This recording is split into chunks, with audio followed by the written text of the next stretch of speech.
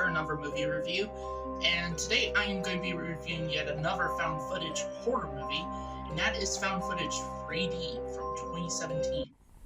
Drum roll. Can I get the drum? We are shooting the first ever found footage horror movie in 3D. What?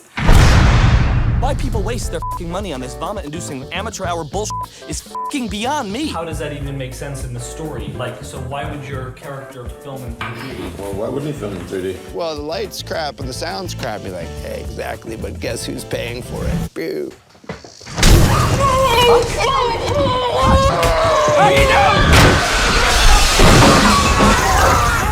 You took us to a fucking haunted house!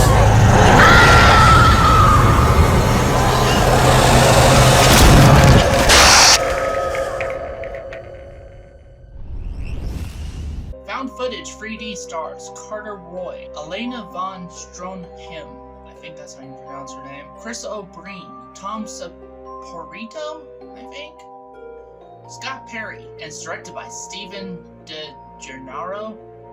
Again, butchering it. The plot of Found Footage 3D is that when he's hired to document the behind-the-scenes action of the first 3D found footage horror film, an aspiring filmmaker packs up his camera and travels with the film's crew to a creepy cabin in the woods.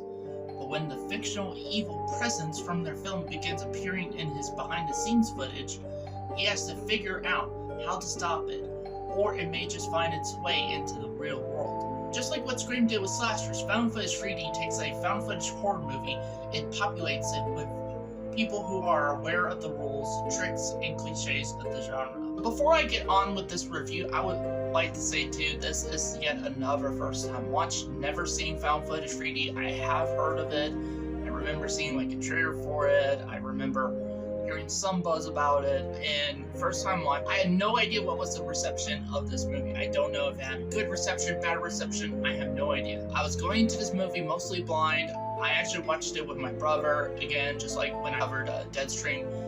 Deadstream, I watched it with my brother. This is another one I watched with him, thought it would be something he probably liked, so we watched it, and here are my thoughts.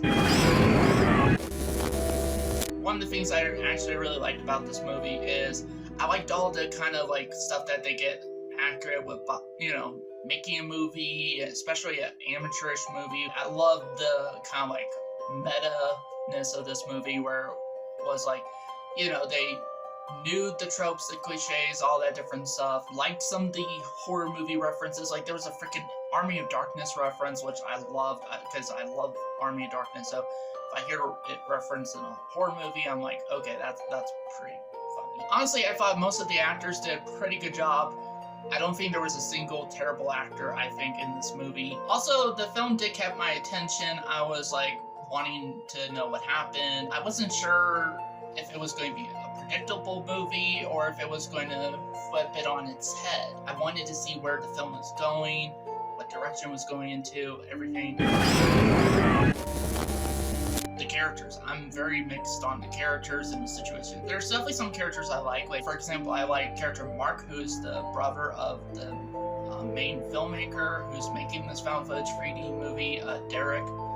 So I really did like his character. Didn't want to see anything bad happen to him. Most of the characters I didn't really like, mainly because it was just nothing but fighting throughout the whole movie and awkwardness throughout the set, which I get the intention, because the intention was that this entity or whatever that actually manifests on the film set, which is an entity that is in the film script. It's kind of like, okay, this film is kind of like a mixture of Scream and the film Wes Craven's New Nightmare, where in Wes Craven's New Nightmare, this entity that personifies the look of Freddy Krueger and mannerisms and that come out and essentially is attacking the cast and crew of people who were involved with the making of the Nightmare on Elm Street, most specifically of Heather Langenkamp, so attacking her and her kid and her husband. It's kind of like a mixture of the two, but for found footage. And again, I like the idea, I like the concepts, and I totally get what they were going for. So the film, like the entity in the film is a metaphor for Derek and Amy's kind of like failed marriage and, you know, their kind of like negativity towards each other. So I get that, and then eventually, you know, because of their negativity going on, it starts to affect, you know, the rest of the crew and everything like that. I totally get what was the intention with this entity and with this film. My problem is that most of the time, it was just negativity. Like, it was just like arguing and awkwardness, and that, again, there were some characters I liked. Derek and Amy, especially Derek, I did not like. Derek is one of those characters that you want to see die in a horror film. I mean, again, that goes, like, I think, again, the actors did a pretty good job portraying that. You know, Carter Roy, who plays Derek, did a great job. Elena played Amy, did a great job with that too.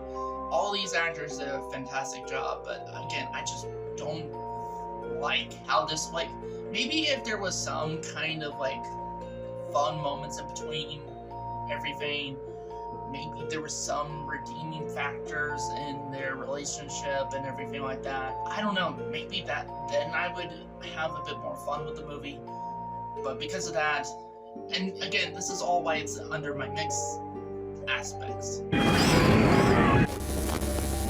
Okay, my first major complaint, the look of this spiritual entity, the ghost, whatever, non-explaining thing, is that it is a very generic design.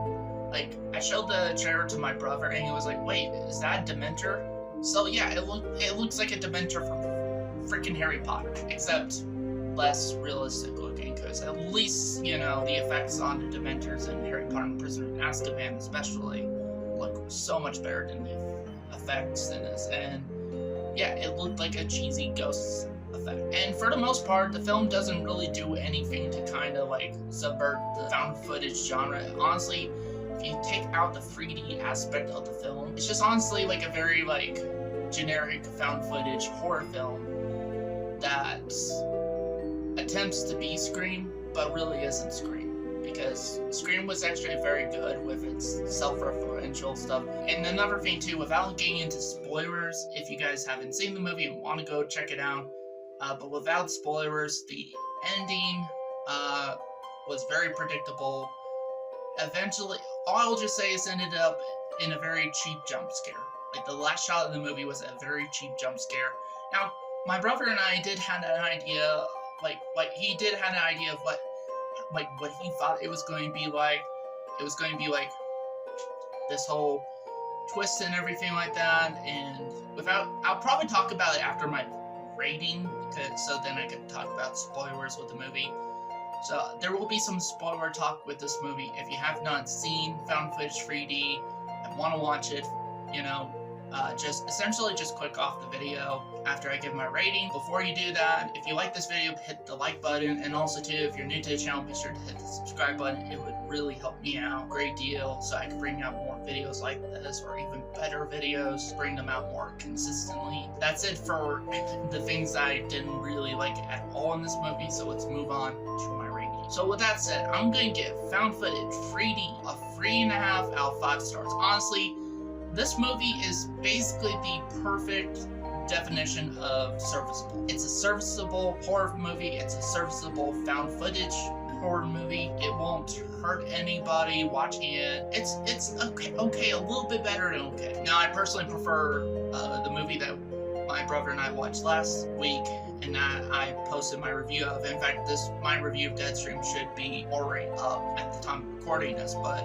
you know, we preferred the movie Deadstream. It was a lot more of a fun movie, to the point where my brother's like, he didn't even bother asking me, oh, how far are we into this movie? No, because he really enjoyed it. But with this one, he did ask me at least a couple times, like, how far are we into this movie? So overall, it's an okay movie. Is it one I'm gonna rewatch? No, probably not. I don't have the desire to really rewatch this movie again. But again, it's not a terrible movie. It's just not great.